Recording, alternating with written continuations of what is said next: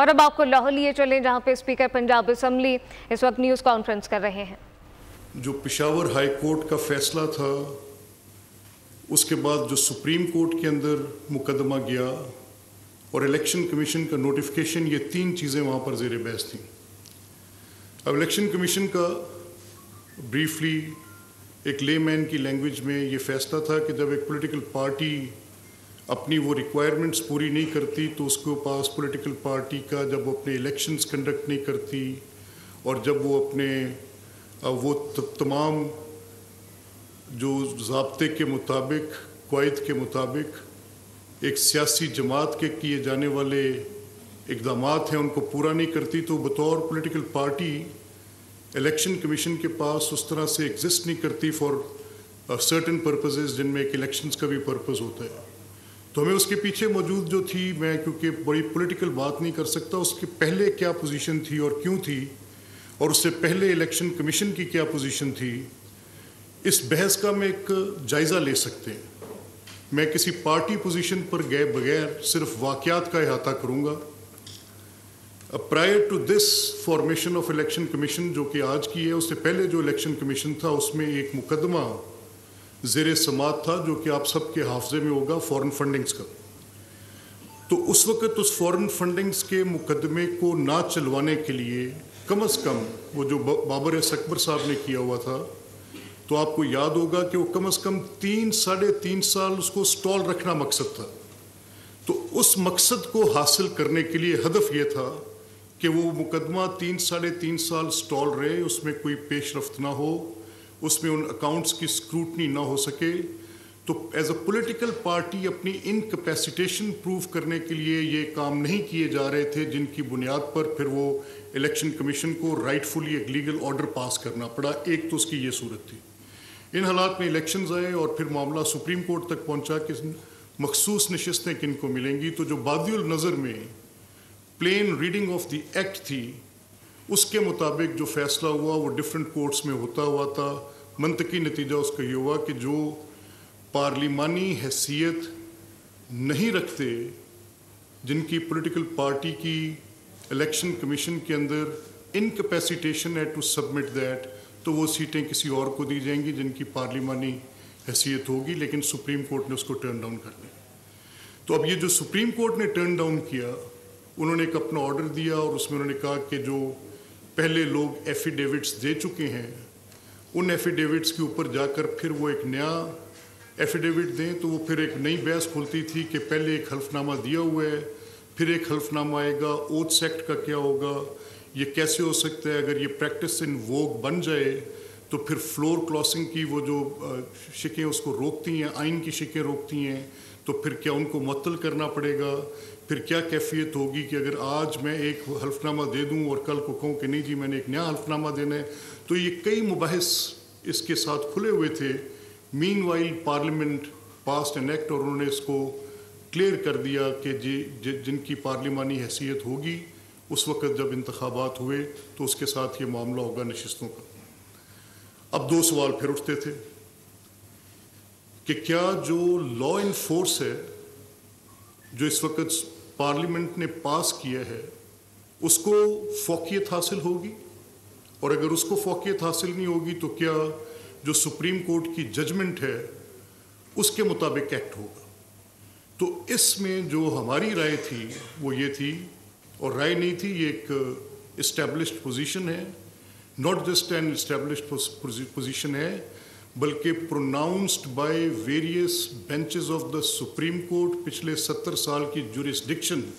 انہی خطوط پر استوار ہے۔ یہی فیصلہ دیتے ہوئے، انٹرپریٹ کرتے ہوئے ججمنٹس کے اوپر موجود کوئی لا اگر موجود ہوگا اور ججمنٹ اس کے کسی اور زاویے کی بات کر رہی ہوگی تو کیا جو لا ہے وہ انفورس رہ کر اپنے آپ کو عمل درآمد کروائے گا؟ تو یہ بحث تو پہلے سے طے شدہ تھی، اس پہ کوئی نئی دلیل، کوئی نئی منطق،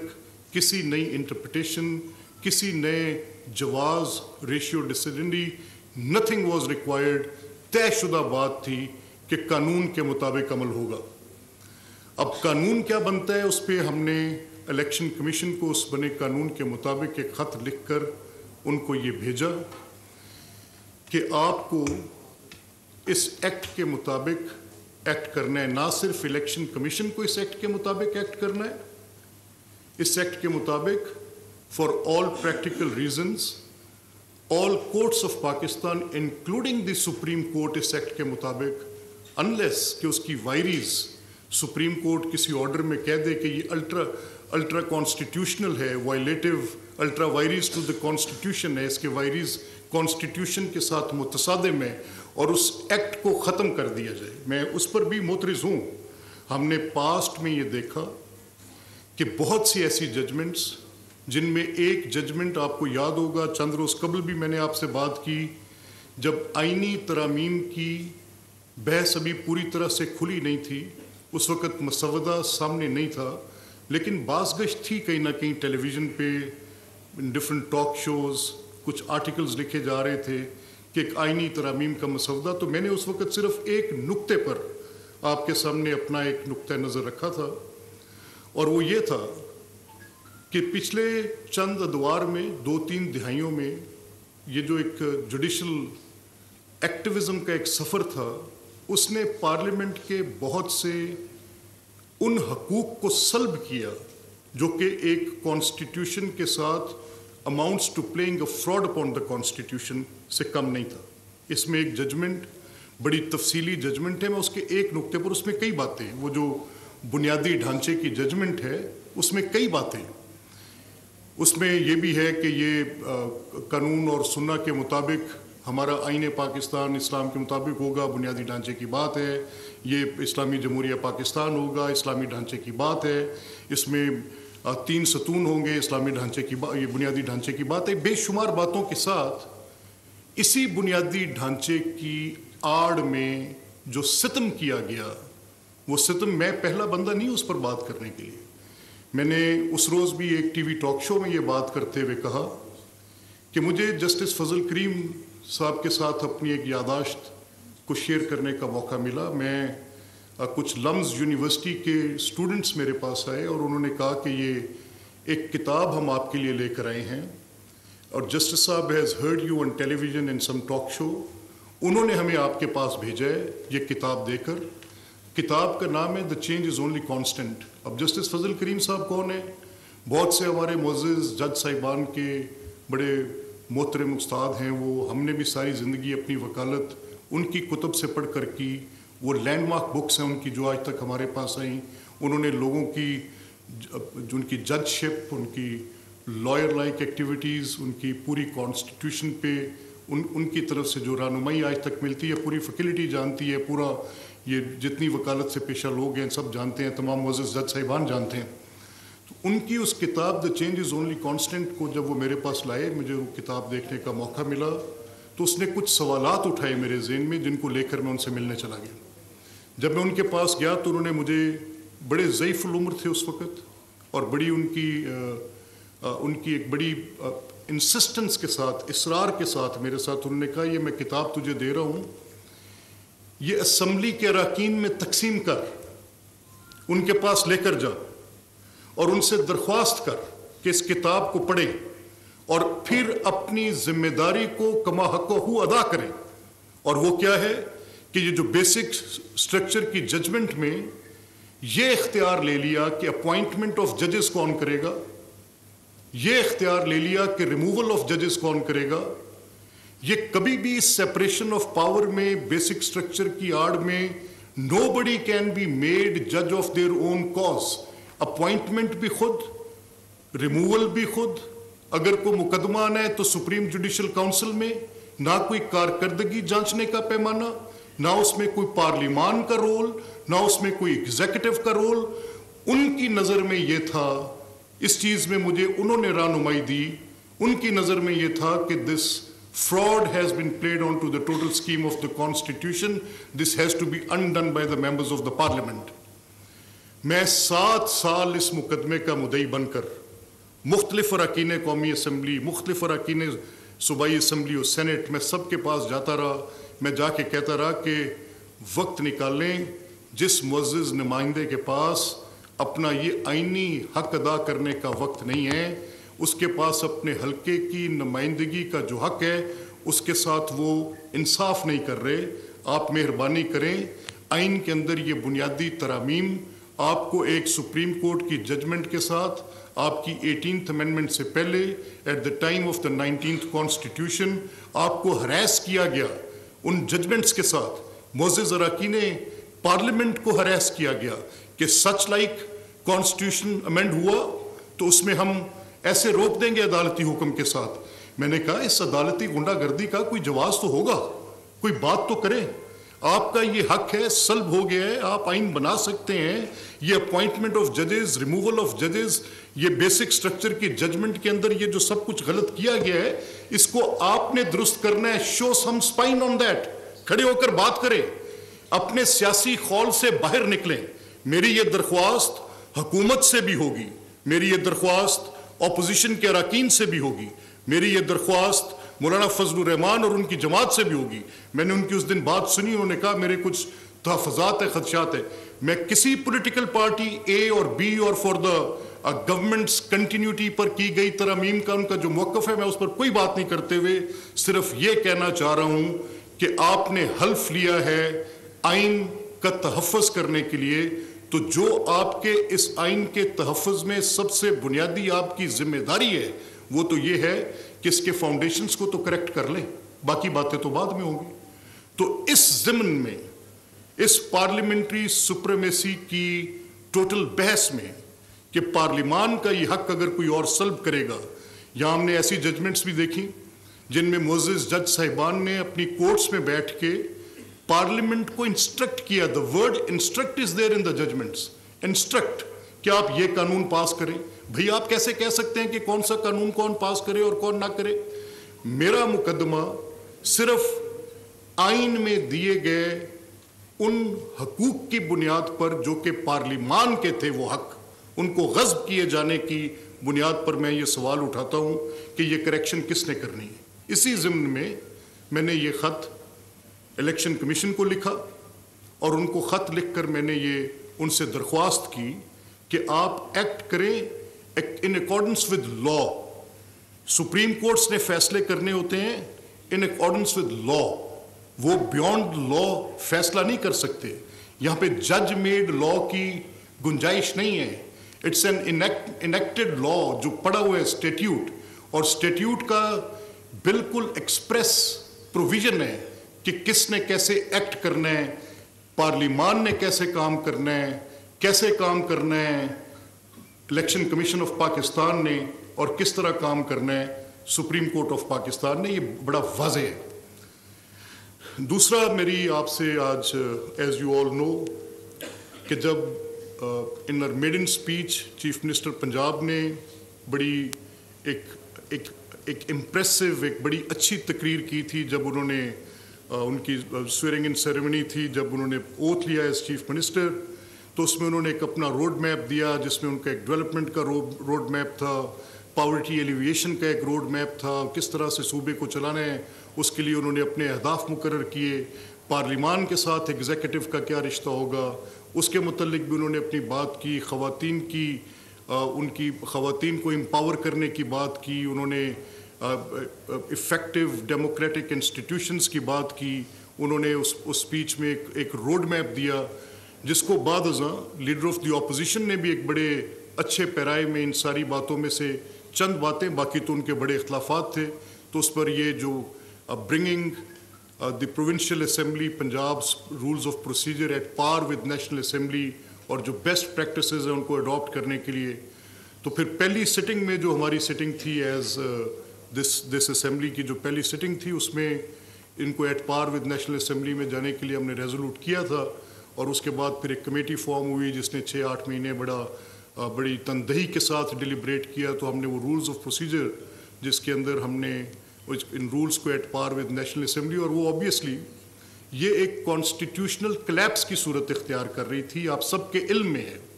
کہ 18ویں ترمیم کو پاس ہوئے لگ بھگ اب کتنے برس گزر گئے ہیں, اور اس کے بعد جو devolution going to the departments of the provinces, تو اس میں میں نے دیکھا کہ باقی ہم نے ایک تقابلی جائزہ لیا کہ کیا سندھ اسمبلی نے اس کو آپٹ کر لیا ہے, کیا کے پی اسمبلی نے ان کو آپٹ کر لیا ہے, کیا وہ جو فائنینشیل पावर्स थी with the privilege accounts committees, उनके पास उन हिसाबात को देखने की, और उसके साथ क्या सूरत थी बाकी स्टैंडिंग कमेटीज़ की, और फिर क्या थी पब्लिक पिटिशन्स के रिगार्ड में, और फिर क्या थी डिफरेंट वो जो 18वीं तरमीम के बाद कौमी असम्बली से वो जो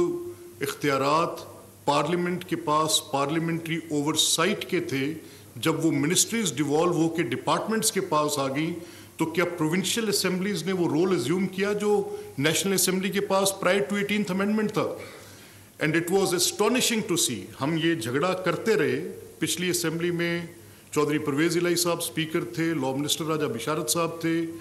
and every time I met them, जब जितनी दफ़ा मेरी उनसे मुलाकात हुई, मैंने कहा मेरा और आपका बैठना गैर आईनी है, आप और मैं दुरुस्त सिमत में नहीं बैठे, ये कॉन्स्टिट्यूशनल कोलैप्स हो रहा है, आप अपने इस फंक्शन को परफॉर्म नहीं कर रहे, आपकी लॉ रिफॉर्म्स कमेटी काम नहीं कर रही, काइंडली इसके ऊपर बैठे, और वो जो इख्तियारात की मुंतकली है उसमें आपकी असेंबली का वो किरदार जो कि पार्लिमान का किरदार था, उसको आपने बिल्कुल यकसर नज़रअंदाज किया है। नतीजा क्या निकला? पिछली असेंबली में हमने देखा कि 3 स्पेशल कमेटीज़ के साथ पूरी स्टैंडिंग कमेटीज़ का फंक्शन परफॉर्म कराया गया। तो इस तरह से वो स्पेस ऑफ पार्लियामेंट, खुद मैं ज़्यादा सुप्रीम कोर्ट को इसमें कसूरवार नहीं तस्वर करता कि उन्होंने कोई इस पर इंक्रोचमेंट की, उन्होंने constitutional, I use the word playing, मेरी दनिस्त में, and I can explain it to any level, कि वो किस तरीके से उन्होंने इस कॉन्स्टिट्यूशन में ये बेसिक स्ट्रक्चर की बात को डालते हुए उसको एक बिल्कुल ही अपने पास रखता। लेकिन इसमें हम जैसे बैठे लोग जो कि यहाँ पर मुंतखब होकर आते हैं और उसके बाद अपनी आइनी जिम्मेदारी को अदा नहीं करते, उसके बाद फिर कई मसलतों का शिकार होते हैं, उसके बाद फिर वो जिम्मेदारी जो अदा करनी है उससे अदा करने से भागने के हम कई रास्ते ढूंढते हैं, और ये कोई एक नहीं भागा, भागने में सब ने बराबर का हिस्सा डाला। तो फिर ये होना लाजमी था कि वो जो स्पेस आप खुद, वो जो इख्तियार कभी पब्लिक अकाउंट्स कमेटी का कॉन्स्टिट्यूशन ने इन्फोर्स किया है, उसको कोई ना कोई नैब शैब आके ले लेगा उस इख्तियार को, और वो फिर नैब आके कहेगा कि chief minister is nobody, prime minister is nobody, आपने इतने करोड़ का मंसूबा देना है। आइन तो ये कहता था कि अगर कोई भी अप्रोप्रिएशंस होनी है, कोई बजट एलोकेशन होनी है, उसको मंजूरी असेंबली देगी, कंसीव गवर्नमेंट करेगी, एग्जीक्यूटिव का इख्तियार होगा, एग्जीक्यूटिव लेकर आपके बैठे लोग वो वोट अपॉन करके, यानी अवाम पाकिस्तान वोट अपॉन करके वो आपको एक रकम मुख्तस करेंगे कि ये करना है। लेकिन मैंने इससे ज़्यादती पर मबनी डॉक्यूमेंट नहीं देखा। जब मेरे सामने नैब का एक डॉक्यूमेंट आया in shape of an act, वो जो ऑर्डिनेंस की सूरत में था, जिसने कहा कि अगर आप इतने करोड़ से ज़्यादा का मंसूबा करेंगे तो नैब आपको मंजूरी देगा। नो यू टेल मी, आप हिसाब बताएं मुझे, तो कौन जिम्मेदार है इसका? Are these members sitting in the assemblies blind? क्या किताब नहीं पढ़ सकते? क्या तकलीफ करना कभी गवारा करेंगे? अब फिर अब मेरा रोल तो नहीं है ये तो ये या तो कोई लीडर ऑफ ऑपोजिशन आए आकर बात करें, दे आर मम, they are busy fighting, they are fighting for a purpose जिसकी मुझे समझ नहीं आ रही। अगर खुद मैंने एक काम किया हो, मैं खुद एक पैदावार हूं कि मैं किसी झगड़े के नतीजे में मेरी बर्थ हुई हो किसी झगड़े के नतीजे में, तो मैं किसी और की बर्थ झगड़े के नतीजे को अपने साथ इक्वेट करने से आगे क्या बात कर रहा हूं। लेकिन यहाँ पे तो सेल्फ राइटियसनेस के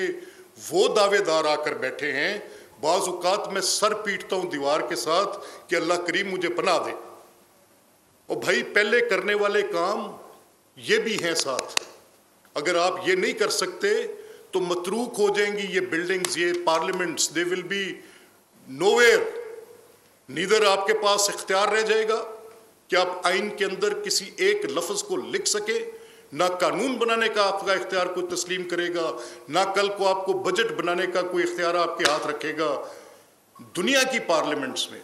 और जो मेरे कॉन्स्टिट्यूशन ने इन्विसेज किया था, उसने एक तरीकाकार दिया था कि पार्लियामेंट का क्या रोल होगा, पार्लियामेंट्री ओवरसाइट क्या होगी। ये सिविल मिलिट्री रिलेशनशिप का झगड़ा है ना कि कौन ज्यादा टर्फ ऑक्यूपाई करेगा। मैं देखता हूं, bring it through the committees, bring it through the parliament.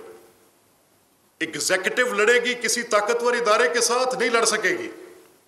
नहीं बात कर सकेगी, टर्फ ऑक्यूपाई नहीं कर सकेगी। इंस्टीट्यूशनल होगा थ्रू पार्लियामेंट। आप अपनी टर्फ ऑक्यूपाई करना चाहते हैं, show us the ability to do it. आप सुप्रीम कोर्ट से बात करना चाहते हैं, मैं पूरी पार्लियामेंट से पूछ रहा हूं, नेशनल असेंबली से, show us the ability to, आप बात तो करें असेंबली के अंदर, हमें नजर तो आए कि आप करना क्या चाह रहे हैं, कैसे करना चाह रहे हैं। आपकी आंखों के सामने जजमेंट्स आ गई हैं और आप उसके ऊपर कोई बात नहीं कर पाते, जो आपके पूरे कॉन्स्टिट्यूशन को बेसिक स्ट्रक्चर की गार में लेके घर बैठ के जाके, तो वे टू स्टैंड। तो दूसरी मैंने आपसे ये बात की थी कि ये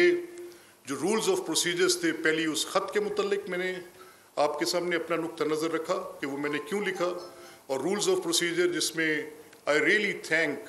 the honourable chief minister and the leader of the opposition and that committee which really worked hard on that. बड़ी मेहनत के साथ उन्होंने इसके अंदर हर वो काबिल अमल चीज़ जो 18वीं तरमीम के बाद हमें इस कॉन्स्टिट्यूशनल क्लैप्स से इवैक्यूएट कर सकती है, बचा सकती है, जो नुकसान हमने पिछले चंद सालों में किया, और उसके आपको असरात गवर्नेंस में नज़र आए होंगे। आपका मुशाहिदा हम सबसे ज़्यादा, आप एक वॉच डॉग की हैसियत से चीज़ों को देखते हैं, आपकी नज़र से चीज़ें मख्फी नहीं रहती, आप खोज भी निकालते हैं, आप तहरीर भी करते हैं, आपके कलम से एक ओपिनियन भी लिखा जाता है जिससे पब्लिक अपना ओपिनियन अपना क्रिएट करती है। ये जो कॉन्स्टिट्यूशनल कोलैप्स था, उसके असरात आपकी उस डिलीवरेंस पर जो 25 करोड़ लोगों के लिए, जब आपका इंस्टीट्यूशनल बिहेवियर करेक्ट नहीं हो रहा होता तो उसका नताइज अवाम भुगतते हैं। लास्टली मैं इस बात पर भी कि हमने एक बड़ी सीरियस एफर्ट करके जो बड़े सुलगते हुए मसाइल हैं उस पर कॉकसेस, जिसमें वो लोग जो बड़े अंडर प्रिविलेज्ड हैं, जैसे जेंडर डिसइक्वालिटी है, एक कॉकस, एक फुली कॉम्प्रिहेंसिव कॉकस हमने उसमें माइनॉरिटीज़ का क्रिएट किया है इसी असेंबली में, it's first of its kind. इसी तरह एक वुमेन कॉकस है। लोकल गवर्नमेंट एक बड़ा इम्पॉर्टेंट सब्जेक्ट है कि जो deliverance at the door step मिलेगी, जो विजन हर लीडरशिप का ही रहा है। नॉट सेइंग कि कौन सी किस वक्त की कैसी बात, लेकिन सबका ये ख्याल रहा है कि इसके ऊपर काम होना चाहिए और ये एक रिजॉल्व रहे। इसी तरह जो हमने ये जो थोड़े से वो तबकात जिनको एक सपोर्ट, जिनकी आवाज़ सुनी जानी ज़रूरी है, आपने देखा होगा कि हमने प्रीवियसली एक माइनॉरिटीज़ डे पे एक सेशन होल्ड किया जो कि चीफ मिनिस्टर का विजन था कि उसमें उन्होंने कहा कि इसमें लीड लें and assembly is the best place कि जहाँ पर आप बात करेंगे। तो इस तरह से हम कोशिश कर रहे हैं कि इस अवाम के साथ connectivity, openness to the people, public petitions का हमने एक जो as we have brought it at par with the national assembly and senate, और पब्लिक पिटिशंस का एक मैकेनिज़्म जिसमें लोगों की एक अपनाइयत आपके इस ऐवान के साथ जो तारीख़ी तौर पर थी वो रहनी चाहिए, जो कुछ सिक्योरिटी कंसर्न्स की वजह से किसी तरह से मिनिमाइज़ हुई, बैरिकेड्स लग गए। अब ये मैं असेंबली के अंदर आया, मैंने ये यूनिफॉर्म जो देखी मुझे लगा मैं कोई किसी ब्लैक कैट के किसी दरगे में आ गया हूँ। तो आई आस्क्ड देम, मैं कहा यार ये वर्दी तो खुदा का खौफ है, ये कोई अवाम की असम्बली है जिस पे ये कमांडो टाइप इस तरह की वर्दियाँ पहन के लगे कि मकबूजा कश्मीर के बॉर्डर से हम अंदर एंटर हो रहे हैं। तो प्लीज़ टेक इट ऑफ, इसको कोई सेरेमोनियल, कोई सिविलाइज्ड किसी सिविस के मैनर में लेकर आए। ये असेंबली है, कोई पुलिस का काम तो नहीं करती है। सो ये मोटी बात वन बाय वन करके ले, वी स्टार्ट फ्रॉम दिस। दिखा है sir, let's take the mic जिसके हाथ में माइक।